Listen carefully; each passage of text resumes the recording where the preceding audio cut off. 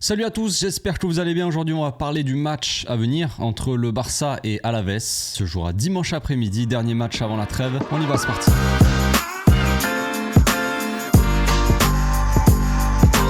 Au passage, n'hésite pas à nous rejoindre si c'est pas encore fait et à partager la chaîne autour de toi, ça fera plaisir à tonton. Dernier match donc avant la trêve qui va, je l'espère, bien se passer parce que comme vous le savez, souvent la trêve rime avec malheur. Pour le Barça, souvent des blessés qui reviennent, tout ça, donc on va toucher du bois un petit peu, hop, comme ça. Et on va espérer qu'il ne se passe rien de grave pendant la trêve. Lamine Yamal, Ferran Torres, Tiburon pour les intimes. Pedri et Cubarsí, si j'oublie personne, ont été convoqués avec l'Espagne. On espère une bonne gestion, voilà. De La Fuente qui a encore parlé, il a dit la FIFA, ils ont fait une étude, tout ça, ils ont dit que en fait, normal et tout, c'est pas très grave, mais qu'il y a beaucoup plus de matchs avec les clubs. Ah ben, ils nous ont appris quelque chose évidemment. Les joueurs de foot jouent plus avec les clubs qu'avec les sélections. Merci pour cette étude, j'espère qu'elle a pas coûté très cher quand même. Donc Cubarsí de nouveau appelé, lui qui a pas eu beaucoup de repos, il y avait des rumeurs comme quoi Inigo Martinez aurait pu être appelé aussi avec la sélection, ça aurait été drôle quand même, sachant qu'on a vraiment deux défenseurs centraux vraiment dans l'équipe. Il y a Eric Garcia mais il est considéré comme 6, mais sinon on a deux défenseurs centraux dans l'équipe, c'est tout, il y a rien d'autre. Donc en fait, s'il y en a un qui se blesse derrière, on doit mettre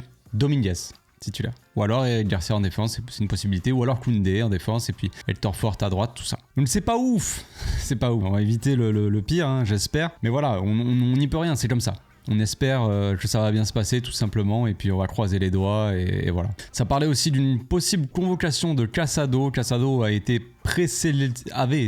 présélectionné pour la sélection espagnole, ce qui était une grande nouvelle pour le joueur, une très bonne nouvelle pour sa carrière, tout ça, pour ses accomplissements, pour son travail fourni, tout ça. Donc ça c'était plutôt positif. Maintenant c'est sûr que nous on n'a pas envie qu'il y ait trop de joueurs qui soient appelés avec les sélections par peur qu'ils se blessent. Regardez Mbappé, il revient de blessure, il n'a pas été appelé avec l'équipe de France. Nous on s'en fout complètement, il y a des retours de blessure, pas de blessure, genre limite on appelle tout le monde quoi. Donc Casado lui il a été appelé avec les U21 finalement, ce qui est peut-être encore une pire nouvelle que s'il avait été appelé avec la A, parce que s'il avait été appelé avec la A il aurait fait quelques déplacements et encore que je crois que l'équipe d'Espagne là elle reste en Espagne, donc il n'y a pas de gros déplacements. Les U21 j'en sais rien, et avec les U21 il y a des chances qu'ils soient peut-être titulaires ou qu'ils jouent beaucoup plus de minutes qu'avec l'équipe la sélection quoi. Parce que là avec la sélection A t'as Zubimendi, t'as des joueurs comme ça j'imagine, je me souviens plus exactement de la liste qu'il y a au milieu tout ça, mais il serait passé un petit peu dernier pour le temps de jeu, il aurait peut-être eu quelques minutes mais rien de fou. Là avec les U21 il sera peut-être plus important. Bon c'est quand même une bonne nouvelle pour lui, je crois qu'il a jamais été appelé avec les U21. Assez étonnant mais c'est comme ça, il avait été appelé avec les U19 je crois, mais U21 jamais appelé, donc il accompagnera Pablo Torre en sélection, que j'espère que ça ira bien pour eux aussi. Dernier match donc avant la trêve, dernier match avant le retour de Dani Olmo, potentiellement aussi le retour de Fermín López, c'est plutôt des bonnes nouvelles. On va bientôt avoir le retour aussi de Gavi, donc petit à petit on va avoir quelques retours, on va attendre, voilà, il va falloir que les mecs reviennent et se mettent en forme, qu'ils prennent le rythme pour revenir au top niveau. Olmo je sais pas s'il sera titulaire direct contre Séville, mais normalement il sera disponible pour le match de Séville directement au retour de trêve. Donc ça c'est une bonne nouvelle parce qu'on aura besoin de Dani Olmo, plus contre le Bayern et le Real Madrid, mais on aura quand même besoin de lui de toute façon durant toute la saison. Donc pour ce match face à Alaves, que dire d'Alaves? Ils sont 11e au classement, c'est assez mitigé mais ils n'ont pas été si mauvais que ça en ce début de saison. Ils ont perdu leur premier match contre le Celta Vigo qui démarre plutôt bien la saison si je me trompe pas, mais ils ont fait, c'est jamais un adversaire facile de toute façon le Celta Vigo. Ils ont fait match nul en ayant un carton rouge contre le Betis Séville. Ils ont gagné contre la Real Sociedad qui avait eu un carton rouge, mais ils ont gagné contre eux à l'extérieur. Ils ont gagné à domicile contre Las Palmas, qui est bon, Las Palmas ça démarre plutôt mal cette saison, mais en soi c'est pas une mauvaise équipe, bon voilà. Ils ont perdu contre l'Espagnol de Barcelone 3-2. Ils ont gagné contre Séville qui démarre mal la saison certes, mais ils ont quand même gagné contre Séville. Ils ont perdu 3-2 contre le Real Madrid, mais si je me souviens bien, c'était quand même assez mitigé la fin de match et tout ça.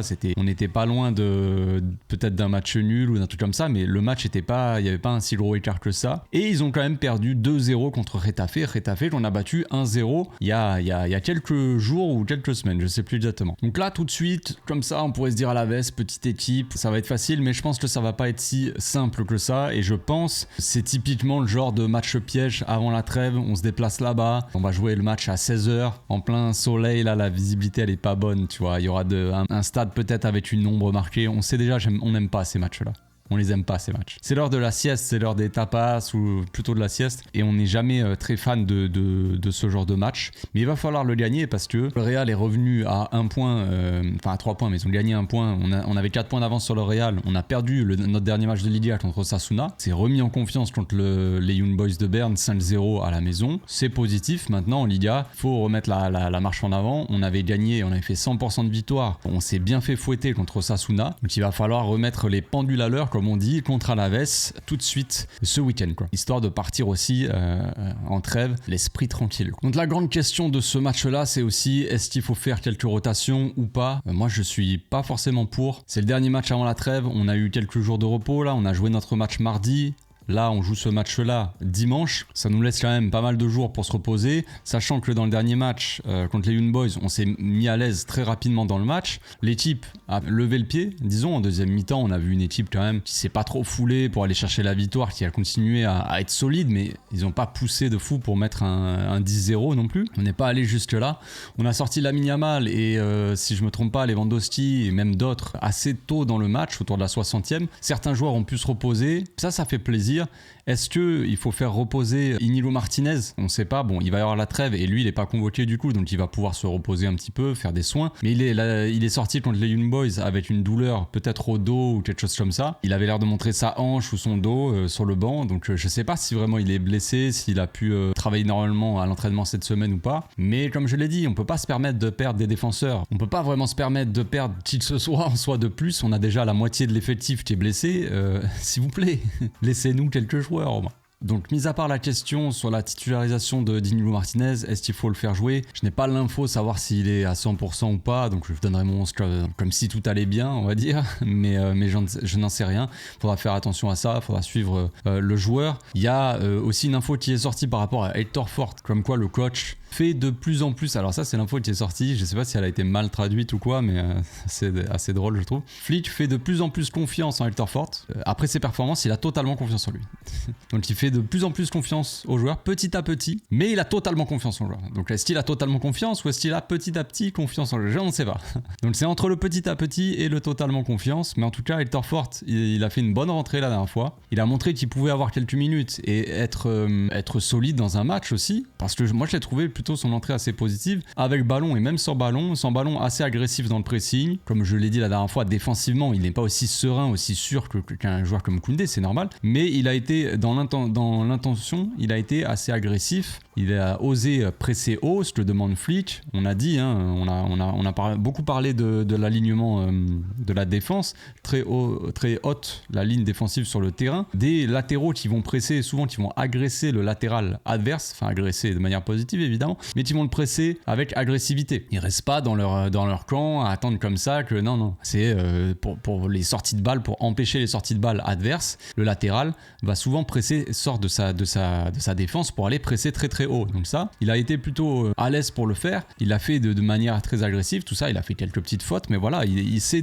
donné, quoi. Il s'est montré. Et avec le ballon, il a été plutôt technique, plutôt serein, franchement, il faisait des petites feintes de passe, tac, le joueur est taclé devant lui, allez hop, il baladait, quoi. Il est rentré avec 100% de confiance, donc ça je trouve ça positif. Et il a montré que de temps en temps on pourra faire souffler un petit peu Koundé aussi, quand on a beaucoup plus de défenseurs, parce qu'en ce moment Koundé il est tellement en forme lui que c'est lui qui fait souffler les autres. Il est titulaire à droite, puis après en cours de match on met Hector Fort, mais lui il passe dans l'axe pour faire souffler Koubarsi ou Iñigo Martinez ou qui que ce soit. Dans la saison on verra, peut-être que Hector Fort va monter un petit peu en puissance, qu'il va prendre la confiance aussi, que le coach va le mettre en confiance et qu'il pourra montrer sur le terrain qu'on peut lui faire confiance et qu'il pourra faire souffler certains, peut-être dans des bouts de match, peut-être dans les matchs un peu moins importants, des Coupes d'Espagne, des premiers matchs, les premiers tours on va dire, contre des divisions 4, 3, 2, je ne sais quoi. Le mettre de temps en temps, peut-être titulaire et peut-être même en fin de match, voilà, pour faire souffler certains. Je partirai pas avec lui titulaire contre Alaves, mais pourquoi pas le faire rentrer en cours de match, oui, pour faire souffler un petit peu, Koundé qui a beaucoup joué effectivement. Donc sans plus tarder, on va passer à la composition d'équipe, c'est parti. Voici donc mon 11 pour le match donc de dimanche. Pas forcément de gros changements, retour de Garcia dans le 11 en attendant,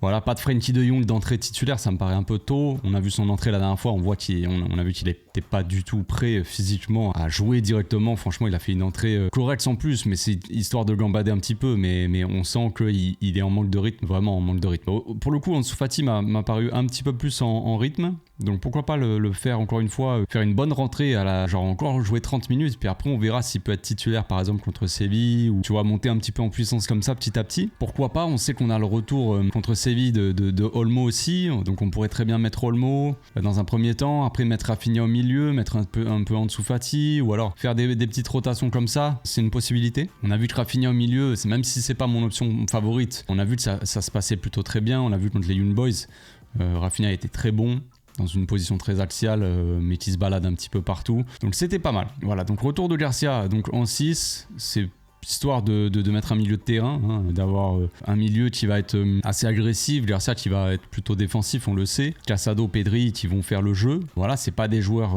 très offensifs, ou en tout cas très verticaux comme peuvent l'être Dani Olmo, même Rafinha quand il joue au milieu, ou Fermin Lopez, ou des types de profils comme ça. Mais Pedri, il peut être mieux offensivement, on le sait, on l'a vu en début de saison, Pedri, quand il évolue plus haut sur le terrain et dans un rôle plus offensif, il est intéressant en fait, tout simplement, et il peut faire des passes ou marquer des buts, il l'a fait en début de saison, donc pourquoi pas, à voir. Voilà, retour de Rafinha donc sur la gauche, qui pourra avoir une bonne complémentarité avec Baldé. On sait qu'avec Baldé ça fonctionne plutôt bien. Donc en termes d'animation, on sait que Rafinha va rentrer potentiellement dans le demi-espace gauche ici, avec un Lewandowski assez proche de lui, un Baldé donc qui va prendre le couloir. Combinaison entre Rafinha et Baldé, ça peut être intéressant, comme je l'ai dit sur les derniers matchs, on les a vus ensemble combinés. Tant Rafinha prendre le couloir, de temps en temps rentrer dans l'axe et laisser Baldé prendre le couloir, ou alors des fois quand Rafinha donc prend le couloir, Baldé rentre à l'intérieur du jeu. Donc vraiment des bons automatismes entre les deux, je trouve, ça fonctionne plutôt pas mal. Encore une fois, Lamine Yamal titulaire, oui, il a pu se reposer un petit peu, je pense, et comme je l'ai dit, je pense qu'il faut pas prendre ce match à la légère non plus. On verra, hein, ça se trouve on va les déchirer 6-0 peut-être, qui sait, c'est ce que j'espère, mais je suis pas sûr de ça. Je pense que ça va être un match plus compliqué qu'on ne le pense, même si c'est à la veste et que ça fait pas rêver, soit sur le papier. Ça peut être une équipe à mon avis assez chiante à jouer, surtout qu'ils sont à domicile, encore une fois. Donc Garcia un petit peu seul en 6, mi-6 seul, mi-double pivot avec Casado. Casado, on en a déjà parlé, quand c'est Pedri ou quand c'est Casado qui sont là, à ce poste-là. Et bien en phase de construction, on sait que quand les défenseurs sont là, soit on a une défense à 3 comme ça, avec plus ou moins un double pivot comme ça, et quelque chose qui ressemble à ça, soit Koundé qui prend un peu plus le couloir, qui monte un petit peu plus haut, avec donc le 6 qui vient entre les défenseurs ici, les défenseurs centraux qui s'écartent, et après un Pedri, un Koundé, voilà, un Baldé, pas trop haut non plus, mais quelque chose comme ça, quoi. On ait des solutions dans les demi-espaces aussi, avec un truc comme ça. Comme ça, les défenseurs ont le choix de servir sur les côtés, d'avoir des possibilités aussi dans les demi-espaces, de trouver assez haut sur le terrain des Lamine ou des Rafinha. Bref, on sait que Koundé avec Lamine, ça marche plutôt bien aussi en ce moment. Lamine collant la ligne de temps en temps, Koundé qui dédouble un petit peu à l'intérieur ou en point d'appui surtout à l'intérieur, avec peut-être un Pedri un peu plus haut qui va être à l'intérieur de la surface et un Koundé un peu plus en appui derrière, pour couvrir potentiellement des contres ou pour tout simplement apporter une solution de retrait à Lamine Yamal. Soit Lamine rentre dans l'axe, tout simplement, et Koundé dédouble et prend le couloir. On a marqué un but il n'y a pas si longtemps que ça, quand Lamine donne le ballon à Koundé qui centre pour Lewandowski qui met sa tête, je crois, ou alors la balle est repoussée par le gardien, plutôt ça retombe sur Lewandowski. Bref, il y a des choses comme ça qui se trament, et c'est plutôt pas mal, je trouve. Après, on le sait, hein, quand on est vraiment en phase d'attaque, il nous reste généralement, on est à 2 derrière comme ça, avec les gars très très hauts sur le terrain, qui bougent beaucoup évidemment, hein. Il y a beaucoup de mouvements, donc comme j'ai déjà expliqué, mais difficile là de vous montrer une équipe statique, parce que ça bouge tellement que c'est compliqué de vous montrer ça, parce que des fois Pedri va se retrouver de l'autre côté du terrain, Rafinha va se retrouver à côté de Lamine et vice versa, donc c'est pas très représentatif, mais en tout cas ça donne un truc assez offensif avec beaucoup de surcharge dans l'axe, beaucoup de solutions dans l'axe peuvent être apportées soit par les défenseurs centraux qui arrivent à trouver des lignes. Là quand Inigo Martinez ou Koubarsi ils ont la balle, regardez les solutions qu'il y a un Baldé sur le côté, Garcia en 6 à côté de lui, il y a un Casado qui vient entre entre Garcia et Inigo Martinez pour faire un petit triangle, et il y a Rafinha qui vient ici dans le demi-espace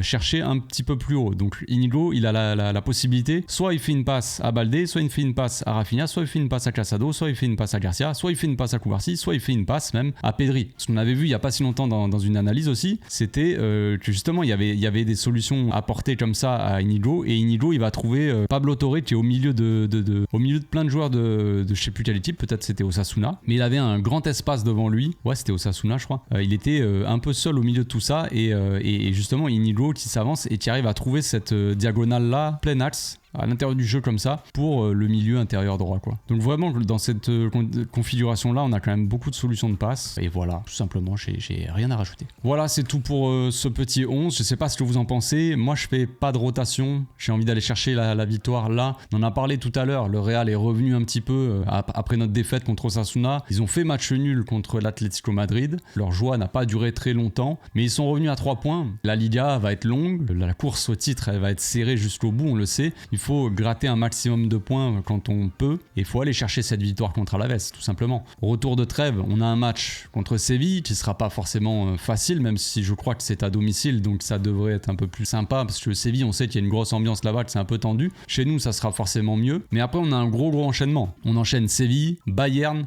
Real Madrid en quelques jours. Ça va être forcément, ça va laisser un petit peu des traces, peut-être physiques, peut-être mentales. C'est pour ça qu'il va falloir se mettre en confiance avant, aller chercher un maximum de points, et voilà, après on verra quand ça sera l'heure du Classico, on en parlera. D'ici là on se retrouve pour le live d'avant-match contre Alaves, donc une heure avant le match, autour de 15h je serai en live pour parler de la composition d'équipe et un peu de tout, et puis après pour le débrief. D'ici là, passez un très bon week-end les amis.